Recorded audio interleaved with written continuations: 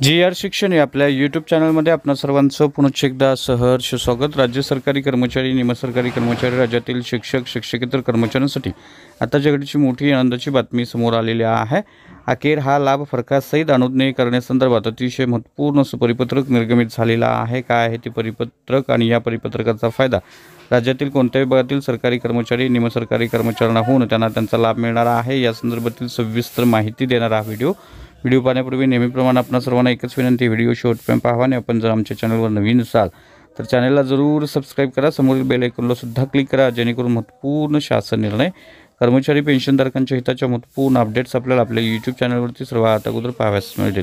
जसे की आपण स्क्रीनवर पाहताय, महाराष्ट्र शासनाच्या शिक्षण संचालनालयाचे दिनांक 11 मार्च 2025 रोजीचे हे महत्त्वपूर्ण असं परिपत्रक आहे।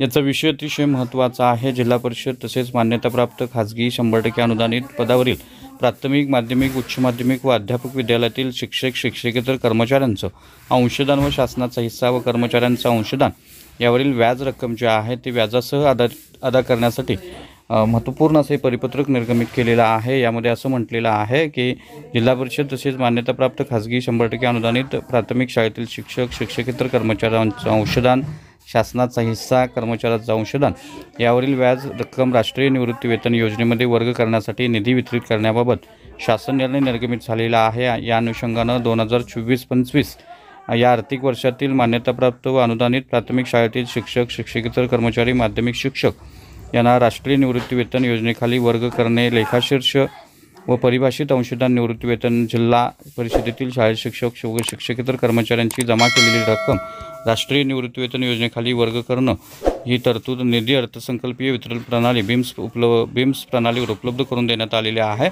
आणि सदरचा निधी दिनांक 25/3/2025 पर्यंत 100% खर्च करण्यात यावा आणि सन 2021 पासून परिभाषित अंशदान निवृत्ती वेतन योजना जमा झालेली रक्कम NPS मध्ये वर्ग करण्याची प्रक्रिया आता सुरू झालेली आहे आणि या संदर्भात ही वर्ग करण्याची ही अंतिम संधी असून सर्व DCPS धारक कर्मचारी रक्कम जे आहे ते NPS मध्ये वर्ग करण्यात यावी आणि या अनुषंगानं अंशदान व शासनाचा हिस्सा व कर्मचाऱ्यांच्या अंशदान यावरील व्याज जे आहे ते व्याजाच्या रकमा फरकासहित थकीत थकबाकीसह अदा करण्यात याव्यात या संदर्भातलं हे महत्त्वपूर्ण असं परिपत्रक निर्गमित झालेलं आहे। त्यामुळे निश्चितच राज्यातील शिक्षक, शिक्षकेतर कर्मचाऱ्यांसाठी ही महत्त्वपूर्ण आणि आनंदाची बातमी आहे असं आपल्याला म्हणता येईल।